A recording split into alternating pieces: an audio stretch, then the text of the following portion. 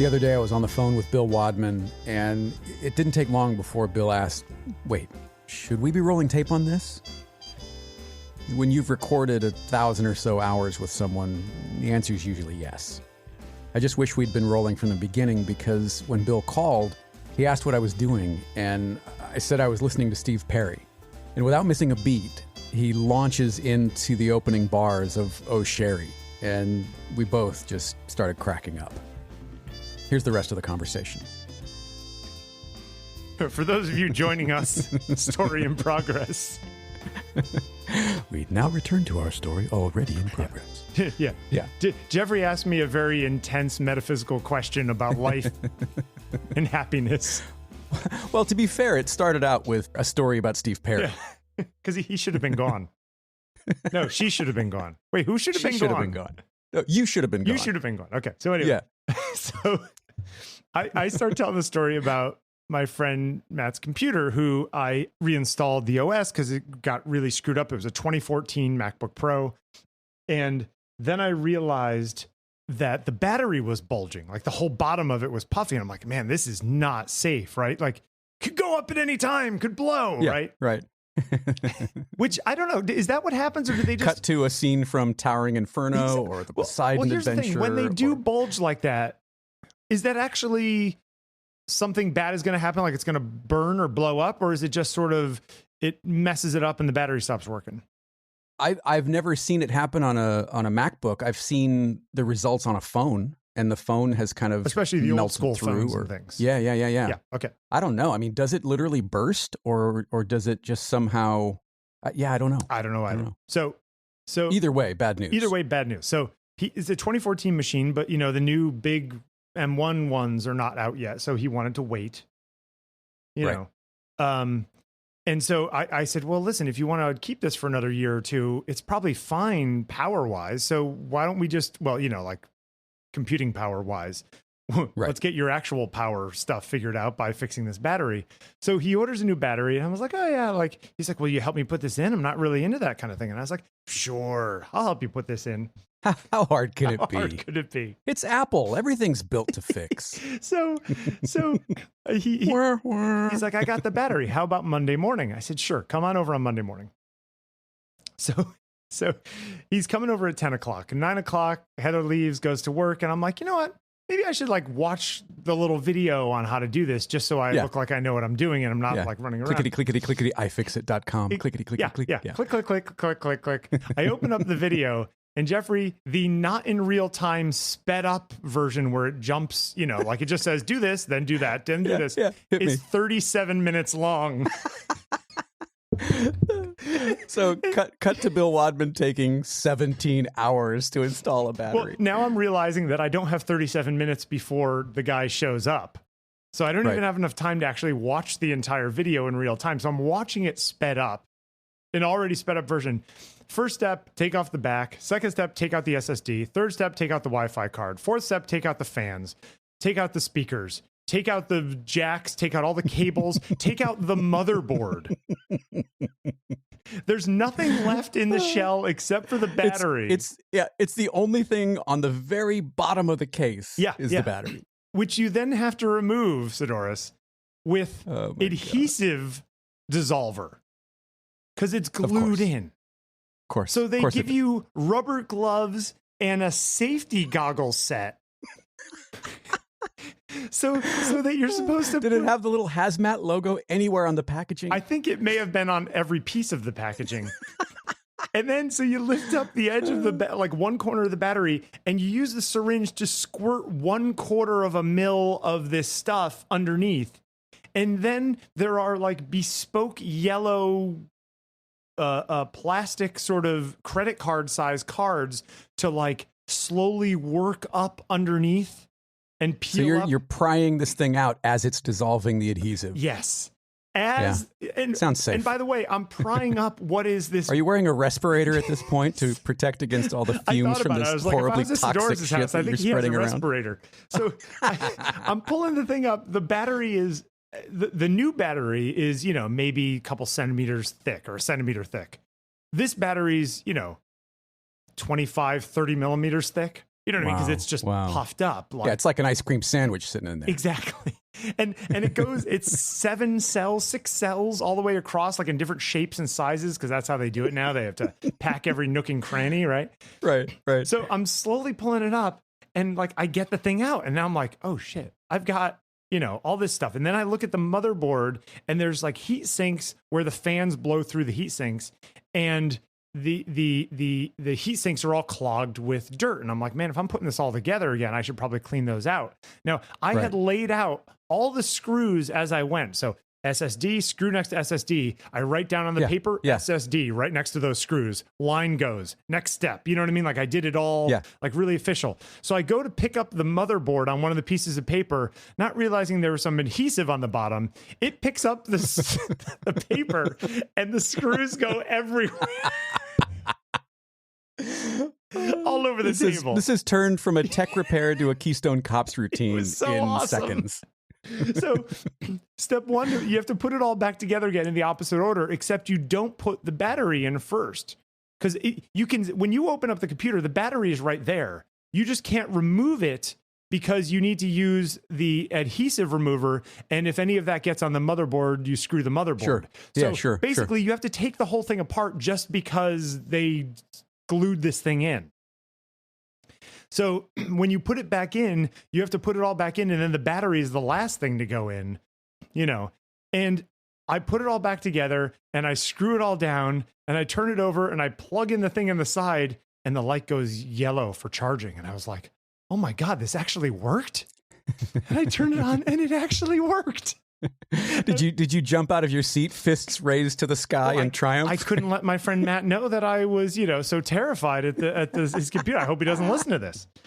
I'm still to this day. It's 4 days later. For 4 days, I've been amazed that this thing actually worked. And that you're not going to get a call like, now that it's not doing anything. What happened? Well, what have you done to my machine? Apparently, when you get a new, I know. Apparently, when you get a new battery, you have to do all the sort of running it down, bringing it up, running it back down. Oh, right. Kind of the initial conditioning. Yeah, to, I guess, let the SMC understand what the battery is and how much power it has, I guess is the thing. So anyway, Wait, so what did you do about the bulged aluminum? Didn't you say it actually warped the aluminum? Well, it bulged. Well, the aluminum was bulged out, and so much so that the thing was so bulged that the trackpad wouldn't actually click. So when earlier in this story, I installed Mojave on it, and when I was installing Mojave, you've missed already an hour of this. I had to plug in an external mouse because the trackpad wouldn't click. You know what I mean? Wow. Anyway, turn it over, turn it on, and the trackpad clicks again. So it was totally the pressure from underneath.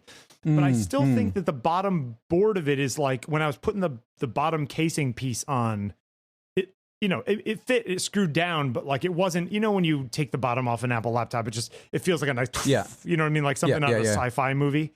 It did not feel that way going back on. Like there should be some sort of steam coming out of the joints where you've broken a seal. Yeah. It's like the Ark of the Covenant, right? Right. Excellent reference. But yeah. So it went back on and it went down and it sits nice on the table, but only because of the little rubber feet. I think if the rubber feet weren't there, it would probably it's still off by a millimeter or so. Yeah, it would be enough of a give, like it. So, but you know what? Listen, if $140 battery saves this perfectly fine laptop for another year and a half or whatever it's going to take for them to put out, the new ones. Right. Right. Or you know what? Honestly, nowadays, if all you're doing is stills, a 5-year-old laptop's fine. You know what I'm saying? Yeah. Like there's very little. Seriously, unless you're doing video, especially 4K, if you're doing 1080 video, you're still probably fine, right? True. I recently I did a video with my other friend Matt Garrity. I went to Puerto Rico and directed these music videos, and I came back with the footage, and it was all. Some of it was from like a little 5D, but the rest of it was from a Blackmagic 4K Pocket that I got. And so it was. How are you liking it, by the way? That camera's great. I mean, there are little things about it, but the footage that comes out of it is amazing. Like, I wish I had tracking autofocus. I wish the battery life was better, but like those are all. It's a cinema camera. It's not a run and gun, little SLR camera. Yeah, sure. But if you get everything right, it is crazy good. The footage. Anyway, so I come back with all this 4K bra video. Blackmagic Raw, B Raw, and I sold my iMac Pro. Oh, you did? Okay, so last time we talked, you hadn't yet sold it. You had somebody that was interested, but they hadn't picked it up. Yeah, so I sold it to this guy. I think I paid like $3,200 for that computer or something like that. I sold it for $25 cash. So I got 3 years out of it for $700, which is like, great. Good. And I figured, the new ones will be coming out any minute now. And so now I'm on this little M1 Air, which again is fine for still stuff and whatever. Although I've had some weird crashes lately, which we can discuss some other time. But I come home with that raw footage, and I'm editing in DaVinci, and yes, these computers are amazing. Yes, the battery life is amazing. Yes, the M1 is incredible for what it is. Absolutely, all true. But you put it up against, 4 nodes of color correction in Resolve. Grinds to a halt. Mm-hmm. Yeah. And I think it's the GPU. Like, it's just not that powerful. Again, it's way better than whatever was in an Intel thing or whatever. But I really wish that I had my 8-core iMac Pro with a big honkin' Vega GPU in it to do this video. Isn't the rumor that the whatever it is, the M1X or the M2 is going to have not only more GPU but hardware encoding and decoding for a lot of these codecs? I think that the M1 has at least 264 and 265 encoding and decoding. I would be interested if they basically gave the chip a chunk of the chip for the Pro machines to encode decode ProRes. Yeah. You know what I mean? Like let that be a thing or something. Anyway, I ended up having to make ProRes proxies to do what I was doing. And I don't actually know if it ended up improving the situation at all, because if I made any changes to anything that I needed to go back to the original raw footage, I had to recreate those recreate the middle files. Right. Anyway, it just complicated the whole thing, and I really wish I could have just done it with the raw files. But so yeah, right. If you're not doing video, it's fine. It's the video is the one thing. Maybe if you use Final Cut, but like I don't like Final Cut, so maybe there's some. But Final Cut doesn't do the Blackmagic Raw stuff. Anyway, this doesn't matter. But the reason we were talking about all this, should we talk about the other thing or not talk about the other thing? It's up to you. Whatever you want to do. Are you all right with discussing what you asked me before? Yeah, sure. Okay. All right, so when have we not been all right with discussing? It's true. All right, give the people what your initial query was. Before now I don't even remember, because it was like 7 hours ago. It involved plumbing, I think. It involved plumbing. Oh, right. Well, no, it's not directly. No, yeah. I was just saying with all of the, we had some plumbing stuff come up over the weekend. Yeah. And have you seen this thing called a ProPress fitting? Have you ever seen one of these? I don't know if I have. I'm gonna Google it right now. ProPress fitting? ProPress fitting. Yeah. Okay. So we had this leak in a hot water line. And so there wasn't enough room to use what's called a shark bite fitting, where they're basically press on fittings that you can use to repair pipes. There wasn't enough room because it was right near a joist. So the next choice was to solder it, right? And so I called our neighbor, who is kind of the keeper of all this kind of knowledge. He's in construction, and he's like, well, yeah, it's an easy fix. Takes no time at all. How are your solder? He said, I think I even have all the parts. Skills? How are your soldering skills? And I was like, I don't know how to solder. Wait, are we just talking about but there's a difference between electronic soldering and no, it's not that. It's with a torch. In with a torch. Yeah. Where you're heating the thing up, and then you're heating the thing up, and then capillary action sucks in the solder. Yeah. So I said, I don't know how to do that. But for someone who knows how to do it, he's like, it's a 5-minute thing. Yeah, right. Yeah, right near a joist, right? Like that's what I need to do is have a torch near a joist and end up, honey, how attached to this house were you? So it, our street is very tight knit group. Everybody knows everybody. So he's like, call Peter. Peter might be able to help. Peter's another guy who lives on the street. So I call him. Peter's roommate is a plumber, Eli. And he's like, yeah, I'll talk to him when he gets back and see how difficult it is. So in the meantime, I'm watching all these videos, right, on YouTube about soldering, and I've got it in my head, Bill. I've got it. You cut the pipe, you use emery cloth, you sand this part, you sand the inside of the fitting, and then you put the flux and you put it together, and then you hit it with the torch from the bottom because it's got heat from the bottom, and it looks like I could do this, right? And Adrian's like, I don't know. You know what? Maybe just call somebody. Yeah. So I get a call on Sunday, and it's from Peter, and he says, "Hey, Eli, what are you doing right now?" I said, "Nothing." He's like, "Eli and I are going to come up and look at that thing. We're going to, he says it's only going to take a minute." So they come up, and honestly, they fixed it in like 5 minutes because there are these ProPress fittings. He turns off the water. He's like, "Go turn off the water." I turn off the water, and he's got his little pipe cutter, cuts the pipe.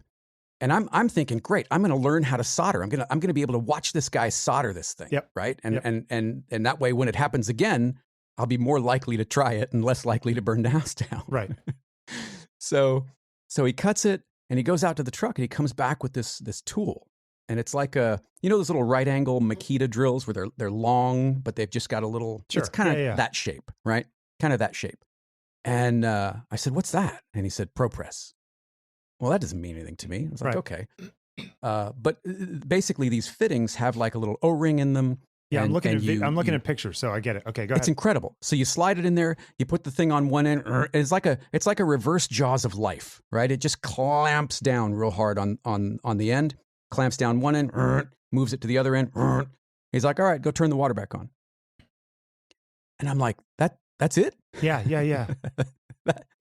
Okay, great. And I asked, what do we owe you? He's like, don't worry about it. We'll get on the next one. Don't worry about it. And off he goes. Okay. And I love. Oh, look at this. He's squeezing it. I'm watching a video now.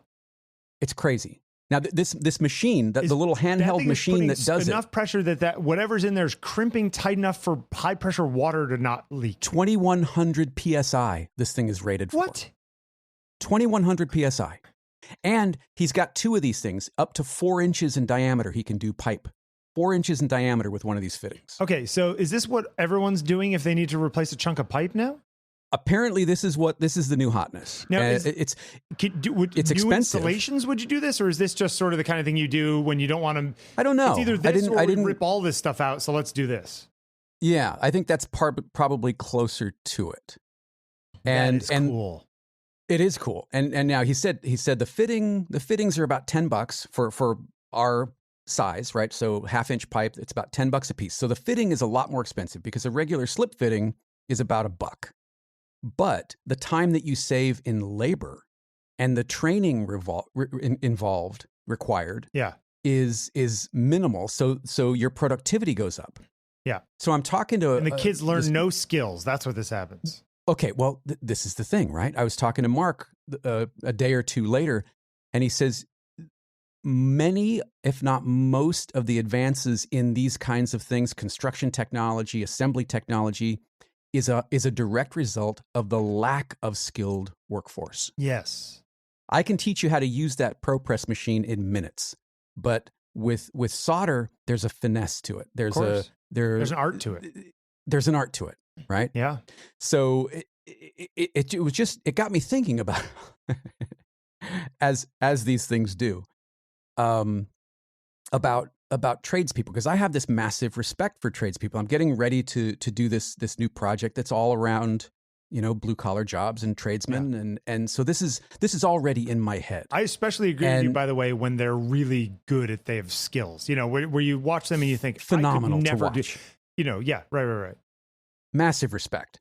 So, and kind of one of the first things that I talked to you about on this call was I asked you, were we the first generation that was actively encouraged away from pursuing a trade and into like follow your dream, follow your bliss, go to college, be whatever you want to be? Were we the first generation of that? Because there is such a deficit of skilled trades workers, plumbers, electricians, carpenters, etc. Right? Yep. By the way, And I think some of that is to do with the fact that a lot of the people who had skills like that worked, say, in factories in the 50s and stuff, got screwed because all of that kind of disappeared. Right. And so the parents were probably also saying, go become a lawyer, go work at some office job. Right. Because that's safer than working some job where they could fire you at any time and replace you and whatever. Yeah. But the reality you're talking about, which is I own my own business and I'm an electrician or whatever, what have you, you know, or nowadays, even people who are really great with, you know, like seamstresses and like, you know, those people who are making alterations, like that's a crazy skill, like suit making and all that kind of stuff. That's along the same lines. Yeah. Shoe repair, Sorry, yeah. you know, cobblers. So it's gotten me thinking about all these kinds of things. And new career at 50. Yeah, right. But it's if I do these thought experiments, and if I had it to do over again, what would my life look like if I had chosen to pursue a trade, not necessarily the trade my father wanted me to pursue, but a trade, you know, at I'll be 54 next week. So at 54, the odds are that I could have owned my own company and I wouldn't be doing the day-to-day. Somebody else would be doing it, but I would have had this thing that I built on the back of being a skilled tradesman, craftsperson, etc. And I just does this deserve a Wayne's World like where we go back and actually we're going to go back in time. I guess my question though to you is I understand that there is. I'm not doubting that there would be satisfaction in it. Certainly is a good living, right? You know, especially for somebody who doesn't have a crazy education, right? If you're really good at that stuff, you could, you know, make more money than you and I make easily. You know what I mean? Easily. In, you know, an hour and a half. But would you be, I know you'd be satisfied from here's a project, we did the thing, and now, I don't know, the waterworks or whatever, where it didn't work before, you know. Right now, those kinds of things there's a satisfaction, like a palpable, 100%. Tangible, tactical satisfaction. Yes, partially because one of the big ways I see value is in service, is in effort. Yeah. Right. And when you can look back on that and go, you know, this family now has power again because of me, or this family has water, you know, here to there because of me. You know, you're right. That's tangible to me. Feels like a Good Will Hunting. There's honor in that. Yes, there's honor in that.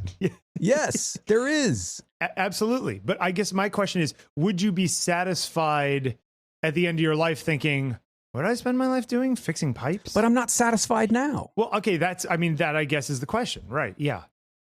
Are you able to define what would make you satisfied? I'm working on it. I mean, I honestly think that is the biggest problem with people like yourself and me and a million others out there listening right now, is that we are grading ourselves on a test that we never defined. Right. You know? And Adrian asked me the other day, and just a few days ago, can you tell me what you really want to do and why you want to do it? Right. And I can't. No, I couldn't. Of course not. Yeah. You know, it's like when people ask me, you know, I really enjoy doing portraits, and somebody says to me, well, what is your ultimate goal? Is it the cover of such and such? I'm like, no, that's irrelevant. You know what I mean? Like, great. Yeah, that'd be great. But like, you know, and so how do you define satisfaction? What would satisfy me in this life? Yeah. On this trajectory, on this path, what does satisfaction look like? Do you think anyone has a good answer to that? Or do you think even if somebody is happy and has all the things that they want, and I don't mean things as in things, I mean, you know, they have all the joy in their life, do you think that they can even sort of backfill that with, oh yes, I was always going for whatever it is I have now. Right. I don't know that anybody has an easy way of answering that question. Yeah, I certainly don't. I think there's a lot of hyped up answers to that question, but I don't know that there's any real answers to that question. Yeah, I certainly don't. You know, I mean, one of the things that I came up with was, because she's like, you know, you need to identify what you want and why you want to do it, and then we can work on what obstacles are standing between you and that thing, that feeling, whatever that answer is. Right. And then once you define the obstacles, then you can either figure out ways around those obstacles or the whole turning obstacles into opportunities thing. Sure. And I said, I just want to get paid for putting the things out into the world, the work out into the world that I think is important. Right. And she said, that's it. Write that down. And I said, write what down? she said, you just said it. What did you just say? And I said, I don't know. What did I just say? Because I don't know. Okay, let me ask you a question. Okay, let's say that is your answer, right? Yeah. And it's certainly one of them. Yeah, that is a perfectly reasonable answer and about as good as I can imagine you defining what you're doing. You know what I mean? Just like from having known you for 10 years. Right. Would that satisfaction be there if in order to do that, you needed to do things you really didn't want to do? In the sense that the equivalent for me is like, yeah, you can make a lot more money doing what you're doing, but you're going to have to, shoot stuff for, Philip Morris or something. Right. You know what I'm saying? Right. Whatever the equivalent would be to you, where like you're shilling some product you really don't care about because they're sponsoring your whole thing. Like, would that still have a satisfaction because you still get to do what you want to do, even if you have to drink some castor oil in order to do it? Or are we really referencing a Little Rascals episode now? Or is it the purity of what it is that you want to do that is sort of the unborn reality, the unborn like dream of what it is what you're going for, and the slightly more dirty reality of it would still be unsatisfying. Well, I think in this case, that word important is indicative, right? Yeah. Work that I think is important. And then you using get down your to, like, what is your important? What do you find important? Right. Yeah. What do I find important? What has meaning or value? And that's in the obstacle phase, I would imagine. Sure. But like in your example, you wouldn't think that working for Philip Morris is important. Maybe important's the wrong word in that case, but it's not, I don't know, ethical, moral, relevant, whatever it is. So I don't know that I have to have some sort of lofty goal or dream of output. It just, the struggle of the gig economy and getting paid for putting things out into the world that we, again, I keep coming back to that word important, that we feel is important. Well, Seth Godin thinks it's important. Right. I don't know. I mean, this is kind of a new realization. Yeah. And I feel like I've made progress over the past several years. Sure. In terms of output, there's still the question of monetizing and getting paid, because it is really nebulous. And even the word important, though, is it important to you or it's import to other people? Well, yeah, that's another side of it. You could be some crazy obscurist down a rat hole with, one other crazy person in Nevada, But if you're putting something out into the world, doesn't the importance or the relevance have to be greater than you? Doesn't it have to be more than you? Because now you're looking at an audience to give it validity. Sure, but that's a scale, isn't it? I mean, what's important to the 20,000 people who used to listen to us versus the 200 million that listen to Joe Rogan. Yeah, right. Right. You know what I'm saying?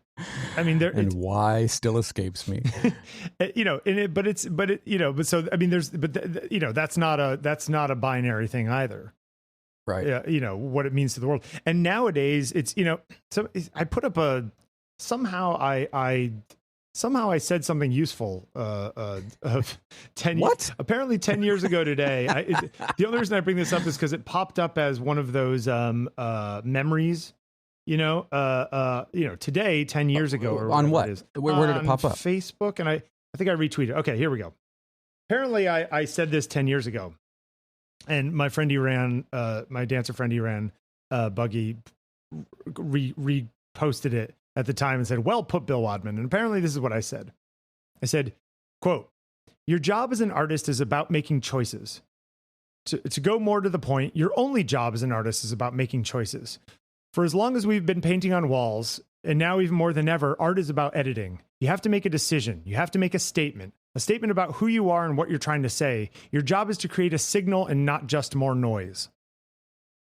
And I read that this morning. I was like, yeah, it's actually, it's not bad. I think I agree with you. But in today's world, there's even the signal feels like noise because everyone else's signal is also in there. Everyone else's signal is in there. Yeah. Right. So at a certain point, when we're all trying to yell into the same room, it's very discouraging. I don't know. Do you find that? Yes. Okay. But somebody's got to be Jodie Foster with the headphones, right? Somebody's got to be like somebody's got to be able to hear that difference, right? Yeah. You know what I'm saying? On the hood of the car, staring out there, at washing machines. Yeah. These stories get out, Jeffrey. Look, it happens once. There was a rhythm to it. I'm telling you, Wadman. But no, you're right. Yes, but who is that person? Yeah, I don't know. I don't know. That's the person I'm trying to get to. Okay, that's the person I'm trying to reach, and I don't know how to do it. But in some ways, your definition of all of this involves. And this is funny because we kind of went around this right before we got on the phone too, which is, I brought up the sort of postmodern art analysis about basically, art means whatever the viewer thinks it means when they're, receiving it, right. Basically. When they're receiving it. Yeah. And that there's a sort of intuitive gut check part of me that says, no, that's bullshit. Like it means what the person who made it meant it to mean. If you read it as something else because you never learned what they meant it to mean, that's fine. But there is an objective answer at the beginning of the line. You know what I mean? Like, it doesn't, this picture I take doesn't mean nothing because, I took it. And once I take it, it's everyone else's too. Like I don't go down that road. There's something about it that just doesn't jive with me. But in the same way, you're making all of this stuff, but in some ways it seems like you need to define your work as connecting with people and being successful, in this case, monetarily successful, right? To put a point on it. Yeah, sure. In order for you to feel like you're being successful in doing what you think is important. There's an argument to say that you are doing what you think is, you're doing all of that already. Yeah. Whether or not you're getting the thing at the other end in a postmodern sort of thing, that is irrelevant. You're like in my sense, you're already doing it, right? Like you're talking to good people. You're making a connection with them. People are hearing all these stories, and so there is massive value in that, regardless of whether or not you eat ramen for lunch. He's not eating ramen for lunch. So he's fine. So okay. That being said, and thank you for saying that. But no, that being said, go ahead, yeah. How do we get so far afield and conflate monetary value with actual value? Well, I mean, I think. Let me ask you a question. If you had a job at a bank, if you had a 9 to 5 at a bank, yeah, you had a good job, and you did this on the side. I have a friend who's a pretty well-known podcaster who, has a day job at a bank. He's some executive kind of guy. And so his success in that podcast doesn't have to keep him afloat. Does that make sense? You know what I mean? Like those two things are dissociated. Right. So if you were in that situation, would you still feel the pressure? Well, okay. I mean, I kind of am in that situation though. Yeah, I mean, I make enough to do what it is that I'm doing. There's just an arbitrary number. Well, okay. You don't need to tell me what that arbitrary number is, but do you have one in your head? Is there a threshold to where you would feel satisfied? I could say yes. He's like, but then I know in hitting, that would move. I know it would move. Right. Okay. So then the real problem once is I not hit that, any I of would this. go, well, yeah, but that was easy to get to. It should have been this. Right. But that just means that the real problem is not really any of this. Yeah. It's some sort of self-worth value thing in your own head. Yeah. I mean, yeah. I mean, this is it's sort of, this is just a symptom of a larger thing. Yeah. Yeah. And it's like, you can fix this, but there really is no fixing it, because fixing it, the goalpost is going to move, in which case you're right back where you started. Right. It becomes recycled at every plateau. You're going through it again. Right. Yeah. Tell me you love me. Well, you've only told me you love me 53,000 times. I need to hear it 54,000 times in order to feel satisfied. Right. But then when you get to 54,000, exactly. Now that's really not doing it. I need 57. Exactly. Yeah. I mean, so there is no answer. Is that what you're telling me? Well, I'm saying that the answer involves a lot of therapy, Jeffrey. I mean, you couldn't be closer to the truth. Well, I honestly think that jokes aside, that is a reality of this conversation. Where sure, it is as much to do. It's more to do with what's going on in your head than it is, anyone else's. Yeah. But I am certainly, you and I are very much alike in this way, in the sense that, no matter how successful, how much money I make on a job, how much I think that my pictures are better today than they were 5 years ago, like whatever progress I think that I've made. You're Canadian for a moment. Progress. Yeah. Nice. It's the process of progress. All the Dijon ketchup. That's right. We love you, Canada. All the progress I've made, it really does. You start to question, like, well, man, I've made all this progress, and yet I feel like I haven't really gotten anywhere. At least, right. Like, I feel the same as I felt 5 years ago, as I felt 10 years ago, even though if my 10 years ago self looked at me today, they'd be like, wow. You know what I mean? See, and that's the thing, right? And that's exactly it. That is exactly it. You can look at your work and go, yeah, I got a cover, but it wasn't this cover. Right. And then if you get that cover, you go, well, yeah, I got that cover, but it wasn't this cover. A couple weeks ago, I sort of started from scratch with my website, just like rebuilt it, because I needed to redesign, and I wanted to like move things around. So I was like, I'll just take a day and do this. So I like went back and made all of these, not smart catalog, whatever the things that I made a bunch of folders in Lightroom of, stuff that I wanted to put up there. So I could like just export this entire folder, and that folder would go up as a section, which by the way, that's keeping track of a portfolio on your computer that it's also on your website, so that if you want to rebuild your website, you don't have to go back from like total scratch is a weird, frustrating problem. Does that make sense? Are we going to disrupt the web/desktop connection now? No, we're fine. But anyway, because I know a guy.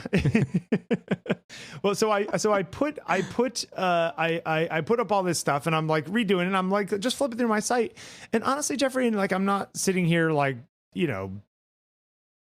patting my back or whatever it is, but I was like flipping through my site, and I was like, you know what? If I saw somebody else's site and this is what it was, I would think, wow, this person's really good. Like, I wish I made work like this. And it was my own work. So why is it different from you? Why is it different for you then? Because I'm asking for a friend.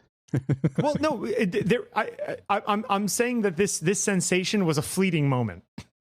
Okay. Right. It was like oh yeah, look at that. That's really good.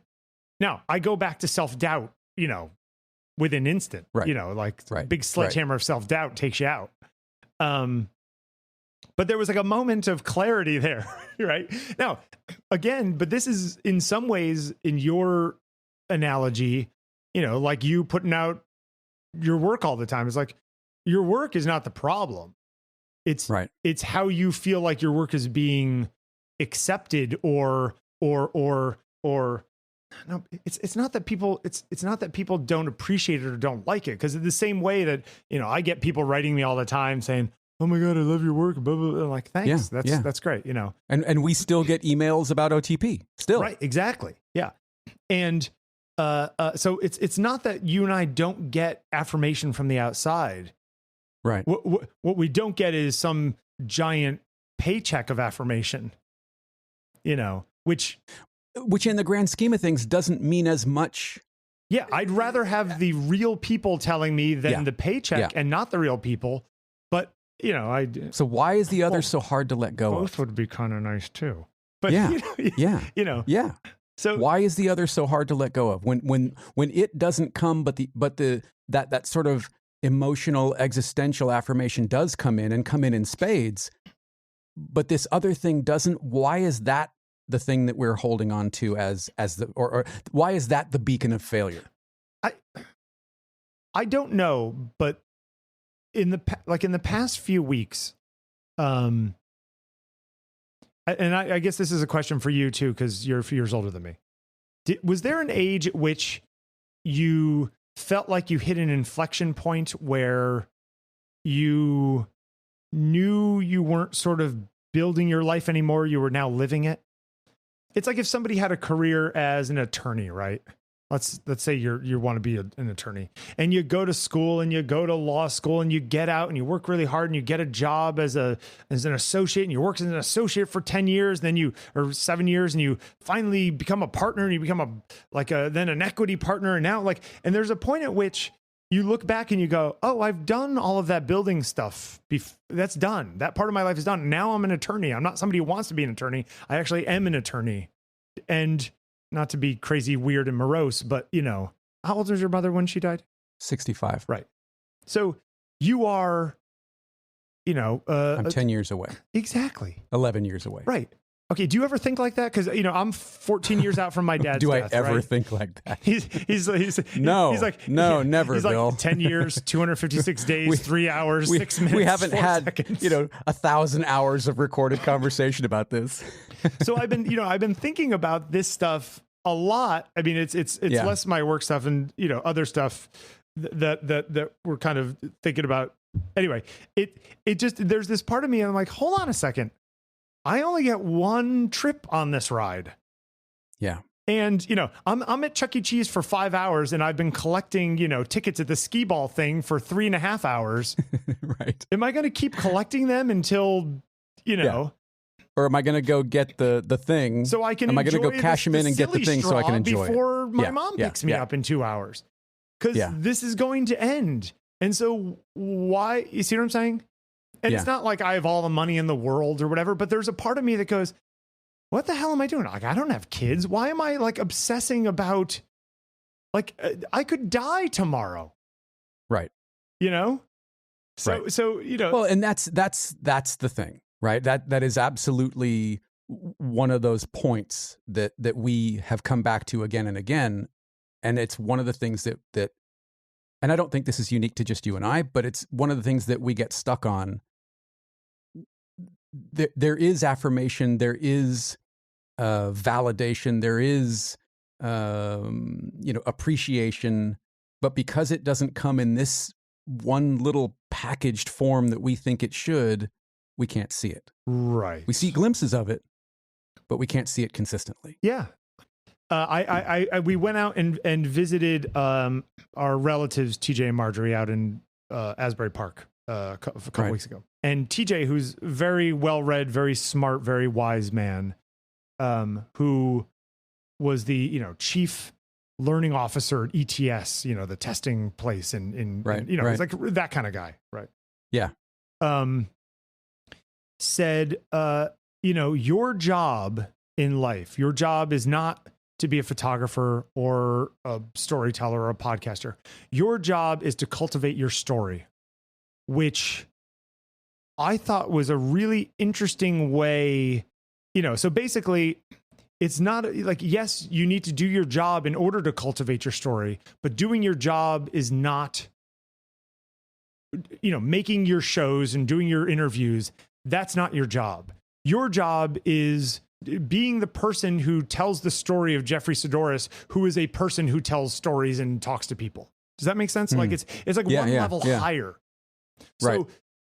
in some ways, like in a way that kind of came up in conversation, he said, it's not about me being in the office, sitting at my computer doing what it is. It may be that furthering my story involves me having lunch with that guy from the other section of the office, and then having a third person see the two of us having lunch, because now they think that I'm the kind of person who knows the kind of person I'm sitting with, like that it's all connected in some larger way. Right. And I said, isn't there a possibility that somebody could look at this all in a Machiavellian way? And that the reality is that, they look like they're doing their job, but it's all just a smokescreen.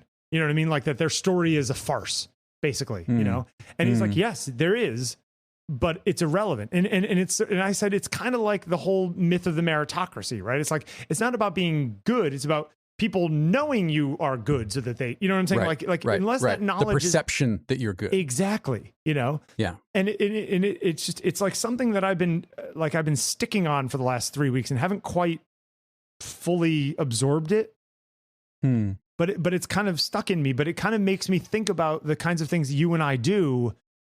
And I think sometimes you and I think that our job is doing what we do, when that's not our job. Our job is to make the world understand that we do what we do, and which is a different. It's like a slightly different tinge. Yeah, but at the same time, I think that for me definitely, and I think for you to a large extent, the problems that we have about sort of propping ourselves up and self-promotion and all that kind of stuff that we kind of feel a little icky about. That changes a little bit when we don't see it as this is the thing we need to do in order to sell the thing we do. Well, no. That is the thing you do. Right. It makes it a little bit easier to swallow when you realize that is, that's all of it. You know what I mean? Like, so you're asking people to bear witness to this. Yeah. And I mean, I think the funny thing is about you and I think we are both in some ways scared of being the town crier for ourselves, for fear that somebody is actually going to call us and ask us to produce. The reality is 100%. But the reality 100%. is that what you and I produce is really good work. And we have no reason to be worried about that. That's the one thing we actually do have down. Right. So why do we go from seeing the website and going, yeah, I'd hire that guy, to, oh wait, but it's my work. No. I wouldn't hire that guy. I don't know. Yeah. And I mean, this is all, the larger question of your and I's relationship over the last 12 years of our marriage. Right. Somehow making that distinction changes things in my mind. I haven't quite worked it out yet, but I just wanted to throw it in here into the mix. It is, it's tricky. All this stuff is really tricky. I think it's going to warrant more conversation. Well, yeah, I mean, we're all about conversation, but yeah. But what an interesting, I even wrote it down. Your job is to cultivate your story. Yeah. There's something in that, isn't there? There is. There is something in it. I don't know what it is. I have to chew on it for a little bit, but there is something there. I've been chewing on it for weeks. Yeah. And because I think that a lot of us think our job is to do our job, because I think in some ways, cogs in the system, like in some ways, at least in the West, our education system is built in such a way where, Doris, put your head down, do what I told you to do. Like that's your job. Right. When that's really not your job. In some ways, if you worked at some company, your job might be to come up with an idea and send a memo to your boss and also his boss. So then your boss can't take your idea and sell it as his. Right. You know what I'm saying? Like there's, yeah. And not to be like a total jerk about it and try to one up everybody all the time and be all like taking other people down, but just kind of, decisions are made by those who show up. Right. So it's like, be one of the people who shows up and say something. There's nothing evil in speaking up. And yet I often feel like there's something evil in speaking up. Same. And your town crier metaphor is so right on for me. Yeah, I don't, and it's there's, I don't know, there's so much in all of this that, especially with the last year of coronavirus and, all the rest of it. I mean, your life didn't change at all, right? You were just Yeah, no, not at all. This past year, it makes you think about all this stuff, Yeah. I mean, even like I've been like playing around with writing a couple movie scripts. Like I've been playing around just as like a fun little side thing, but I think they actually might be okay. And then I'm just like, well, I can't write a movie script. I don't know anything about that. And I was like, well, neither did the people who wrote them the first time they wrote them. Right. You know what I mean? Like I think, it honestly, you weren't a screenwriter when you wrote your first script. You were just a guy who wrote a film. Exactly. You wrote something. You became a screenwriter. You became a photographer. You became a painter. Exactly. Whatever it is. And honestly, except for literally brain surgery and rocket science, we have a little half sister in the family who's 18 and going to college, and we've been thinking about all the different. I've been asking everyone, if you knew what you knew today and could talk to your freshman self in college, what one piece of advice would you give? Right. Do you have an answer to that, by the way? You can think about it. And one of the things I came up with while thinking about this and talking to other people is that most people are making it up most of the time. Like they're making it up as they go along, because life is making it up as you go along. If you knew how to do it, you wouldn't be living. Like not knowing how to do something and trying it for the first time is what living is about. And so, we have such fear that, oh my God, well, I've never, in this case, written a screenplay. I don't know how to do that. And it's like, yeah, of course you don't. You've never written a screenplay. Once you write one. I've never soldered a pipe. Well, exactly. To go back to that. Absolutely. Now, could you today, Jeffrey, go down to the hardware store, buy a bunch of fittings and some, 1/2 inch or 3/4 inch copper pipe segments, right? And go down in your basement and with a torch and just play with trying to solder things together? Sure, 100%. You could. And you know what? In 2 or 3 days, I'm sure you could have done that thing just fine. Yeah. Again, it's not rocket science. Anything you can learn on YouTube is not rocket science. There it is. Show title. It's true. I don't know. It's just, I feel like we all give ourselves such a hard time all the time, and we beat ourselves up and we make ourselves feel less than because other people, in some ways, because other people who are cultivating their stories make us feel like we're less than because they're better at cultivating their stories a lot of times. It's not necessarily better. Yeah. They're not better. It's not that they're better at doing the thing. Right. Yeah. And I think that part of what I don't like about social media is that there's a lot of people who are cultivating their stories in either really clumsy ways or really tacky ways. Like that totally happens. Right. I read stuff all the time or posts, and I'm just like rolling my eyes like, oh my God, get over yourself. I know.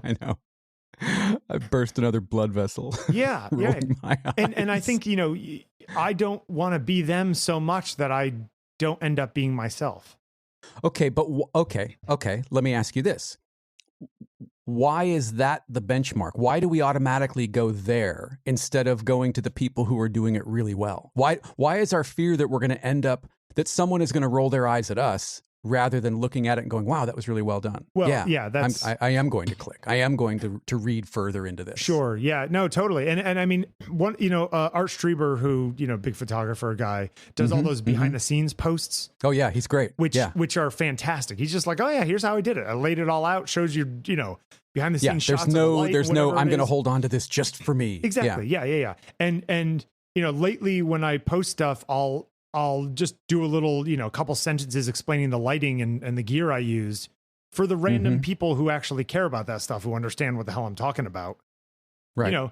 And a bunch of people have written me and said, oh my God, I love that part of it. And I was like, oh, really? Okay, I can do more of that. That doesn't cost me anything. And if other people like it, that's great. So there are examples, right, where somebody's doing something that you can sort of not crib, but at least say, oh, that's an interesting way of doing it. Right. And I would offer that for you, it even makes it more not necessarily approachable, but the tone shifts because you're also providing something. You're not just saying, look at me. You're saying, look at this thing, and here's how you can do it too if you want to. Sure. Yeah, absolutely. So there's an additional level of value, I think, for an audience member or for a viewer that goes beyond just, here's this thing I did. Right. Yes. Gaze upon my creation. Yeah. Now, and the people for whom are going to get some joy out of that might be, a few dozen nerdy photographer people. Right. And by the way, love all you nerdy photographer people. I'm one of you. but it's a tonal shift. Read the Art Straber.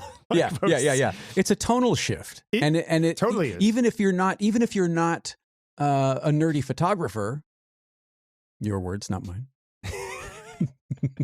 You're like, I'm speaking for Bill right now. Go ahead. Yeah. Even if that's not you, the fact that I, as an audience member, can see that you're offering something or providing something or sharing something beyond just look at me and gaze upon what I've made. Sure. There's a tonal shift. I look at you differently because of that. Because now it's not just all about you. It's providing something else. Sure. Yeah.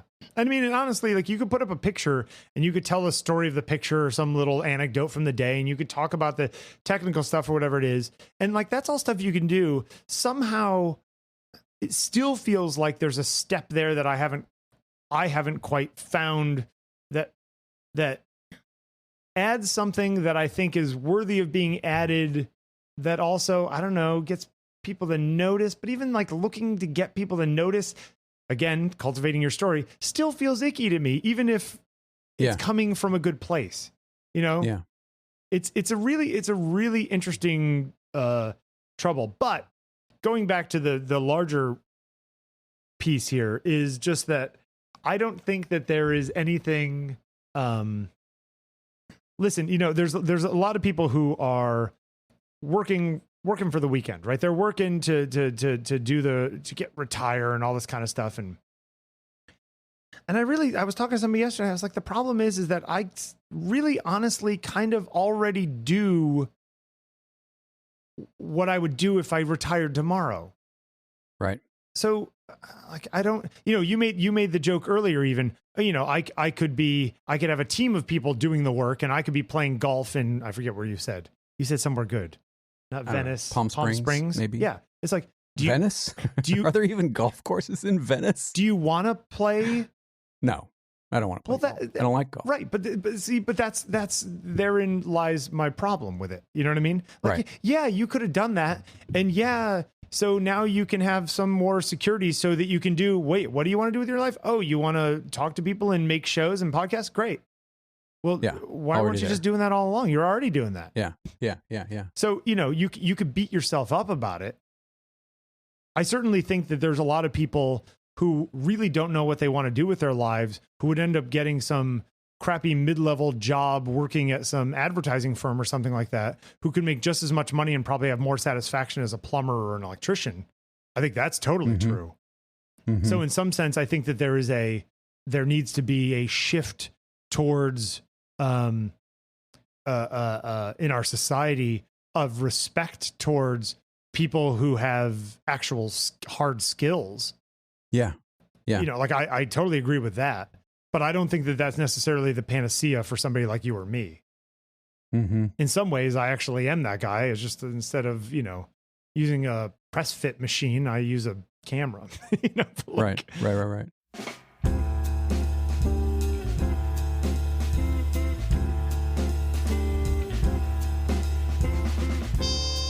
Subscribe to Jeffery Sidoris Everything in your favorite podcast app to get more episodes like this one, along with my shows Process Driven and Deep Natter and everything else I release in one feed.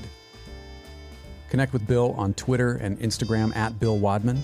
That's BILLWADMAN, or on his website at billwadman.com.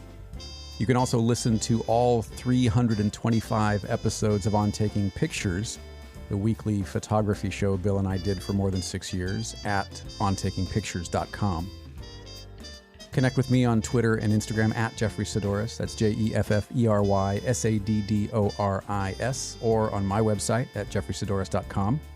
And if you'd like to email me directly, I'd love to hear from you. Send me an email at talkback@jeffreysidoris.com. And as always, thank you very much for listening. I appreciate you being here. I hope you enjoyed it, and I'll talk to you on the next one.